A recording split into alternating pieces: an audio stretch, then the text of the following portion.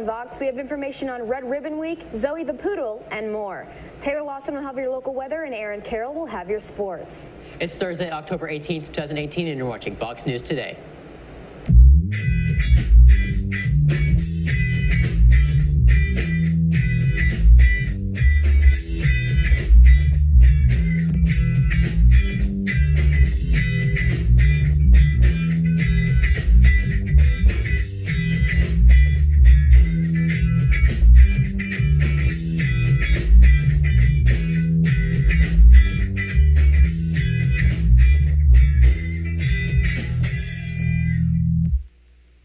Please stand for the pledge of the flag. I pledge allegiance to the flag of the United States of America and to the republic for which it stands, one nation, under God, indivisible, with liberty and justice for all.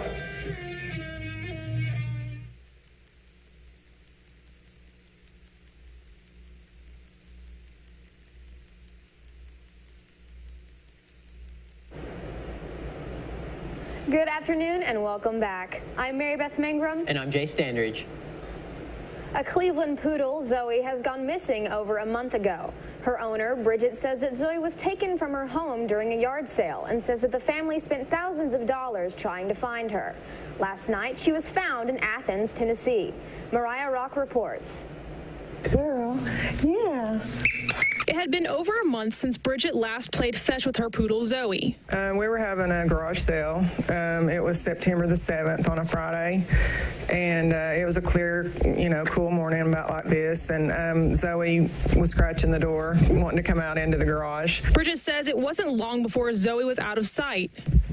We realized, just like that, she was gone. The family spent over $1,000 trying to find Zoe, printing posters and hanging them around town. Thousands of people watched as she pleaded for information on social media. Not ready to give up, she even hired a private investigator. Basically what we did was kind of determined a window of time when she last saw the dog. Jeff Young says over the last 3 weeks, he poured through security footage from Bridget's neighborhood, making lists of the tag numbers and running a search on every one.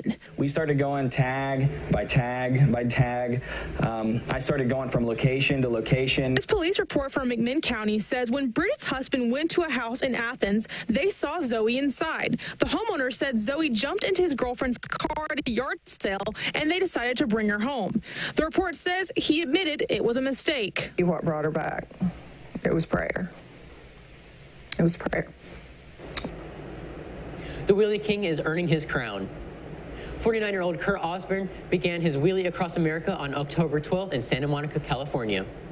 He hopes to finish his jaunt riding 2,900 miles on just one wheel in 45 days. Osborne says this is a tough task that requires proper upper body strength and has the ability to deal with sore butt and back. He'll be encased in a square plexiglass trailer with no bottom to protect him from the wind, but rainy weather and potholes are also factors. Osborne is hoping to break his own 1999 record and says he hopes that his feat will inspire young people to put down their phones and make fitness a priority. Sears is sinking. The previously dominant retail chain is filing for bankruptcy. The company, which has been around for 132 years, has had financial issues over the past few years and has major debts. Sears was unable to pay a $134 million debt payment, which was due Monday. Dozens of major retailers have been struggling in the years since Amazon took wing. New release video shows a man in California jumping into a tiger enclosure to try and get his glasses. The president of the Oakland Zoo says it was a dangerous and, quote, stupid thing to do. Dan Kerman reports. You're looking at cell phone video of an Oakland Zoo visitor on the wrong side of a 42-inch safety railing outside the tiger enclosure. As Ginger the tiger approaches, the man changes his mind and returns to the proper side of the railing. He went into a very dangerous situation. Oakland Zoo President Joel Parrott says the man jumped the railing Sunday after dropping his sunglasses. Tuesday afternoon, Cron 4 News spotted a pair of sunglasses in the area where the man was.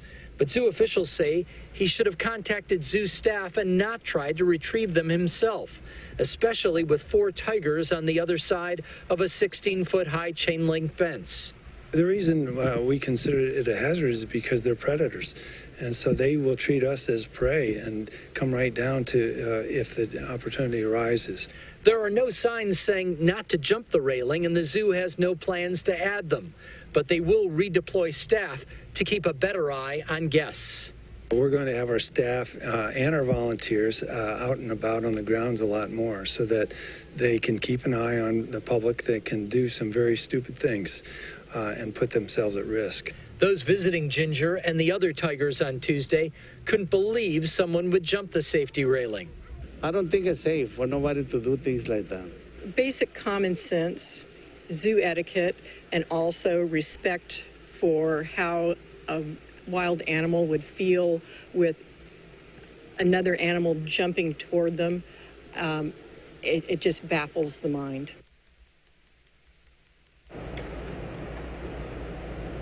"40 years after John Carpenter's original horror yarn scared movie audiences, Michael Myers creeps back into new theaters for a new spin on the idea of a sequel. Rick Damigella has a preview of Halloween. Do you know that I pray every night that he would escape? What the hell did you do that for?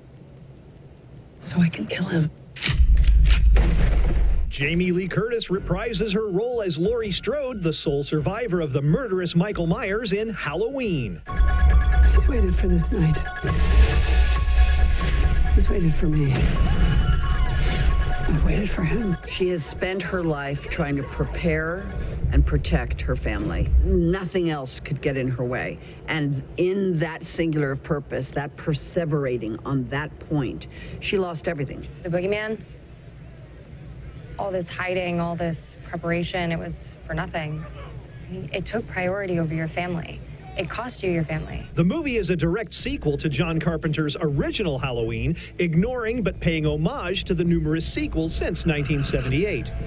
Wasn't it her brother who murdered all those babysitters? No, it was not her brother. That's something that people made up. He's human, not human. He's not a robot. He's a human being. You can't kill him. He's relentless. He walks very slowly. He kills very quickly. Think about him like you think about the wind in a hurricane. You can't see it. It's going to kill you. Here it comes. It's in the dark. It's going to get you. Can you close the closet door?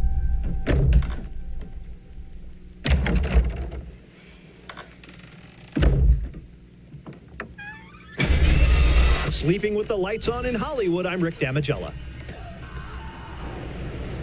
This past Tuesday marked the 50th anniversary of the Black Power salute at the Olympic Games in Mexico. When two American sprinters raised their gloved fists in a show of defiance, the immediate consequences for them were disastrous. But now it is celebrated as a defining moment in the time of struggle. Don Riddle has more. Civil rights workers reach the end of the bridge where the cordon of troopers stand. They are ordered to turn back. I hear a voice crying now. The United States underwent great social upheaval in the 1960s, a decade in which inspirational leaders like Dr. Martin Luther King Jr. and Malcolm X strived to end the discrimination against African Americans. Sometimes the protests were violent, some were peaceful. But even after the passing of the Civil Rights and Voting Rights Acts in 1964 and 65, many black Americans felt that injustice and discrimination lingered.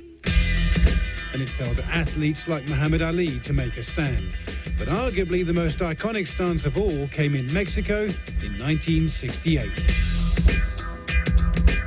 The protest was over in minutes, but the iconic image lasted for decades.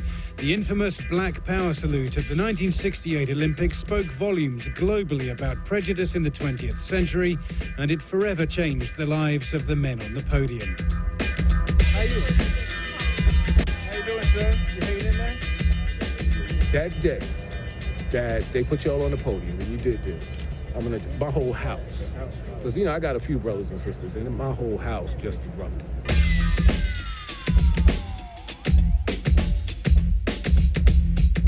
How did it make you feel seeing the inequality? Did it make you angry? It made me feel that I needed to be somebody. I needed to stand up for right. Sprinters Tommy Smith and John Carlos were among a group of African-American athletes that wanted to use the '68 Olympics in Mexico to make a statement. Our platform was to try and educate people, make them realize, hey man, it's great for you to have your 15 minutes in the sun at the Olympic Games. However, it's greater to do something that would last throughout the duration of time, to make an adjustment for the better for society. Frustrated at the inequality within American society and the US Olympic team, America's black athletes originally considered a boycott. One of the country's greatest black track stars, Jesse Owens, was dispatched to talk them out of it.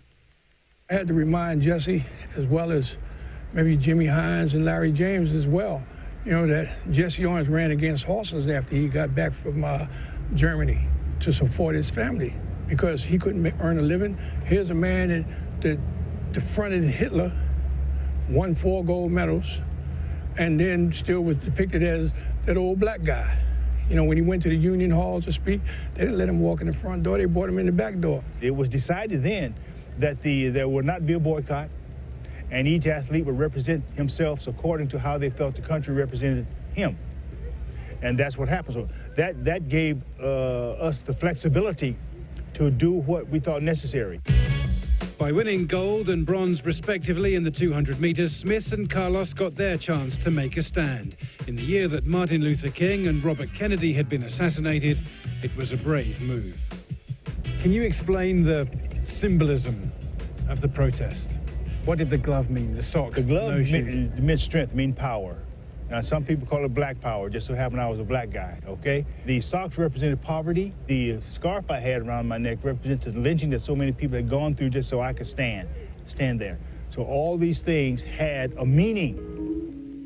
The response was immediate, and the repercussions were permanent.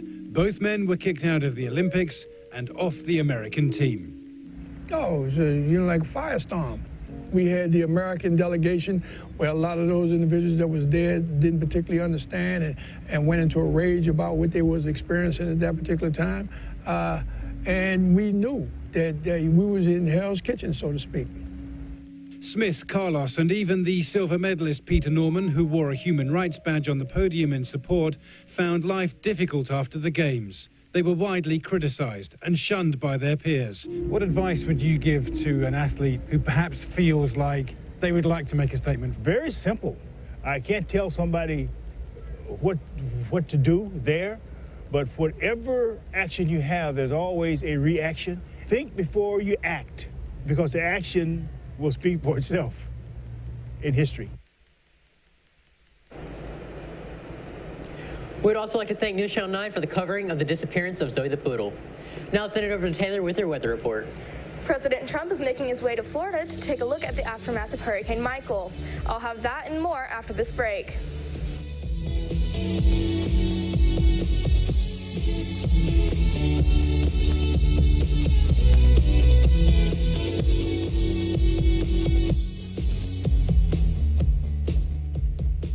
You can be the greatest, you can be the best, you can be the king, come playing on your chest. You can beat the world, you can beat the war, you can talk to God, go banging on his door. You can throw your hands up, you can beat the clock, you can move a mountain, you can break rocks, you can be a master, don't wait for luck. Dedicate yourself and you can find yourself. Standing in the Hall of Fame.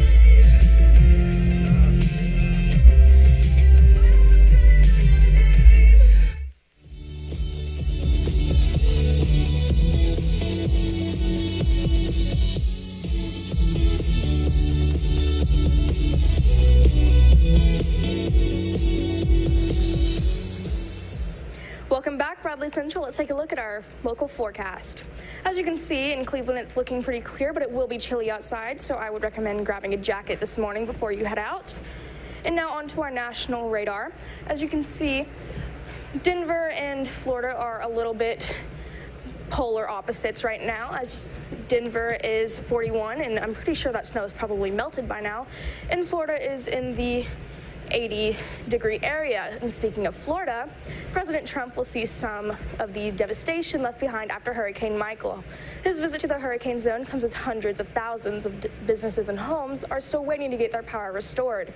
Omar Jimenez is live in Panama City, where President Trump is expected to arrive later this morning. This is the first time I've seen anything like this, even close. Days after Hurricane Michael slammed into the Florida Panhandle, people are still suffering.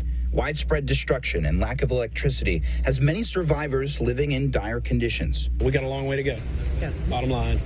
But we're going to continue to push forward and try to do everything that we can. People in hard-hit areas have been waiting in long lines just to get essentials like food and water. With supplies low, some people have resorted to looting. This hit so hard and so fast that the different aspect of human nature is going to come out, and people are going to do anything to survive. Hundreds of thousands of customers still without power in 7 states from Florida to Virginia. We're down to a little less than 200,000 people without power.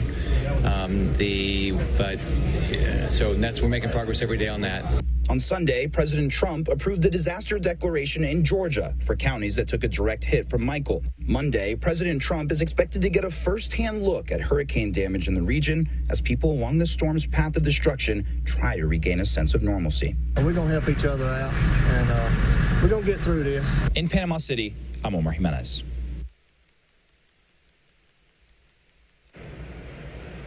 Now let's take a look at the 7-day forecast.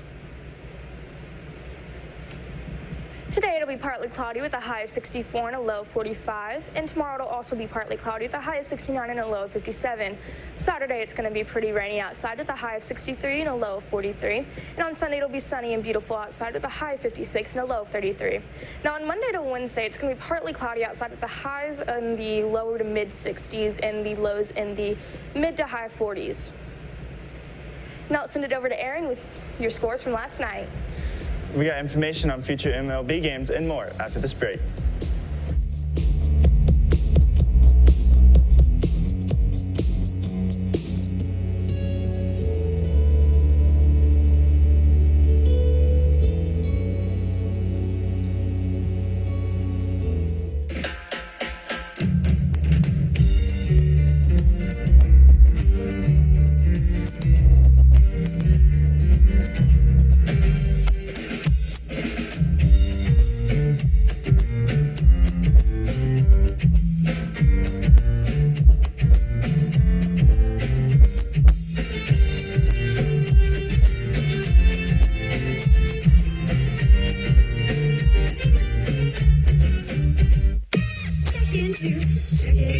Your wallet's empty, and you've got bills to pay.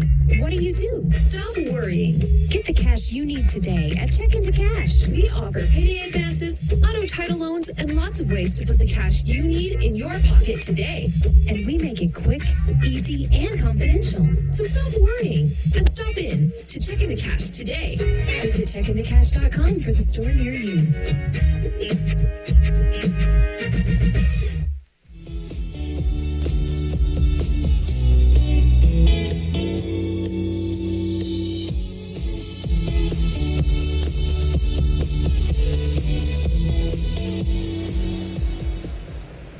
Welcome back. Now let's take a look at Brett's picks.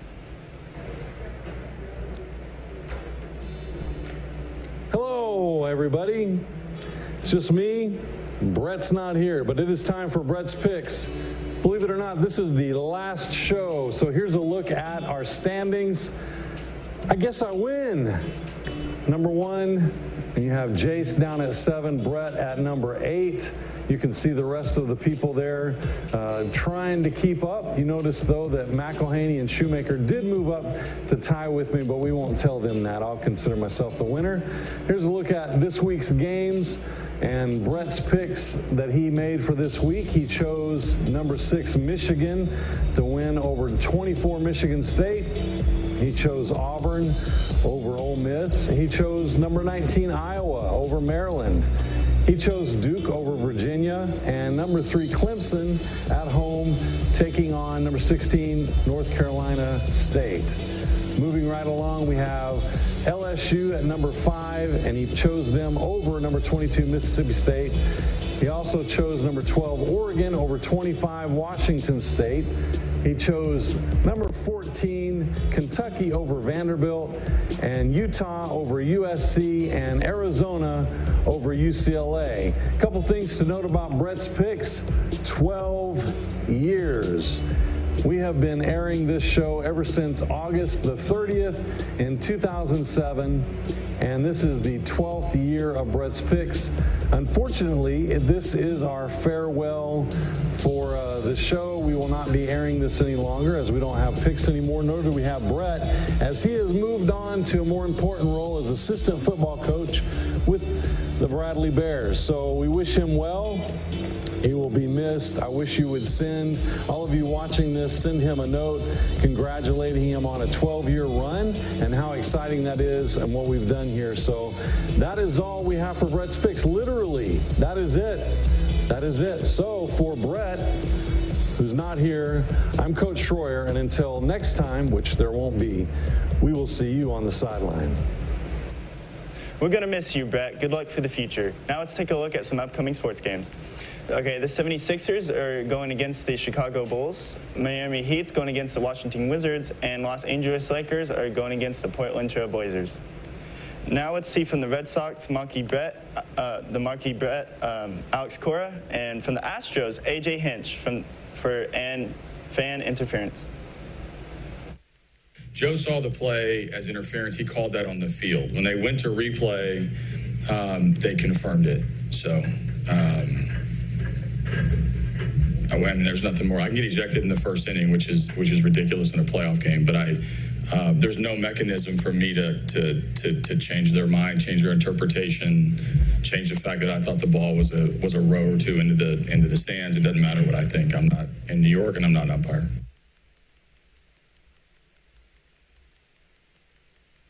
No, I mean, he went after the ball, and Joe called it out right away. I saw the replays, and I know the boundaries and all that. And I was pretty sure that it was going to be called out. He didn't reach over the fence. He was actually parallel with the wall. So that's the rule, and we got the out. What was it like? I mean, everyone seemed particularly excited about it. Yeah, it was right away. He called it right away. So we were pretty sure that it was the call was going to stand.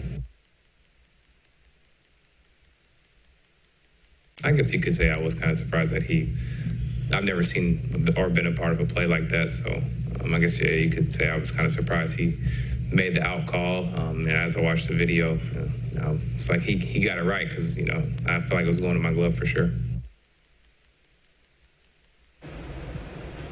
Come support the Bears at the William Blount Governors game tomorrow, October 19th. Tomorrow, October 19th, make sure to bring a jacket. It will be cold. That's all from me. Now let's take a look at the score announcements after this break.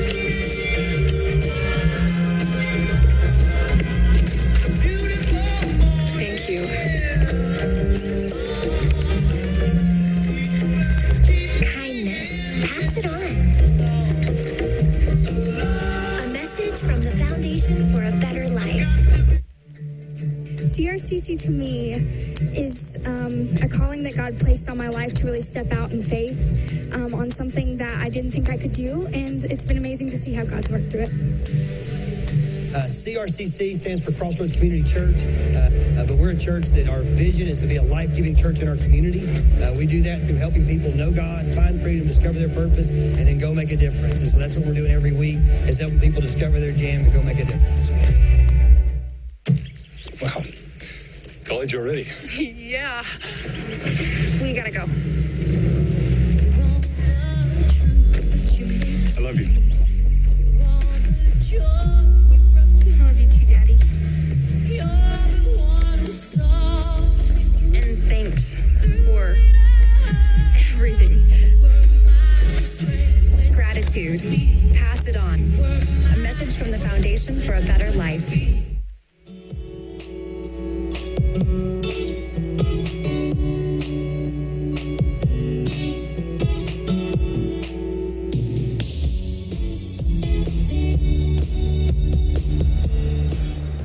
Welcome back, Bradley Central. As you know, here on Vox, we've started a series where we cover the various career and technical education programs our school has to offer. Today, we'll be covering teaching as a profession.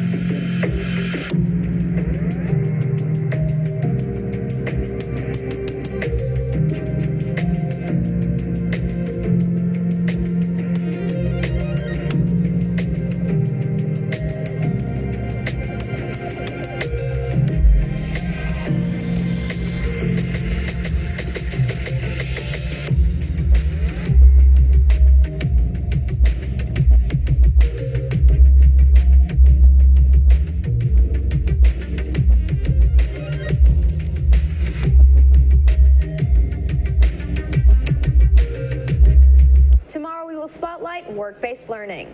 Now let's take a look at our school announcements. There's a mandatory DECA meeting today in C1 during advisory. The Bears versus Hurricane Michael, FCCLA, and Student Council are taking up donations of the following items to send to Mexico Beach and Lynn Haven: toiletries, first aid kits, cleaning products, paper products, bottled water, batteries, flashlights, heavy-duty garbage bags, non-perishable foods, baby necessities, and school supplies. Today is the last day to bring those items in, so if you brought items in, please take the items to E13 or D11. The ASVAB and Career Exploration Test is scheduled for Wednesday, October 24th in the cafeteria from 8:20 to 11:30. Any student 16 and over wishing to take the ASVAB must come to ROTC and sign up. It's free for students. Please see Lieutenant Colonel Chris Engel in either room G24 or G27. There is a faculty meeting with Sarah Crispin in the Fine Arts Center today at 7:30. Think Fast for sophomores will be on today during advisory. There's a freshman parent meeting in the cafeteria at 6 o'clock this evening. Next week is Ribbon Week. In light of this, we will show support by dressing up. If you plan to participate, the themes are as follows. Monday is It's Crazy to Do Drugs Day. You can follow this by wearing crazy socks or having outlandish hairstyle. Tuesday is Tacky Tourist Day, so make sure to bring your passport.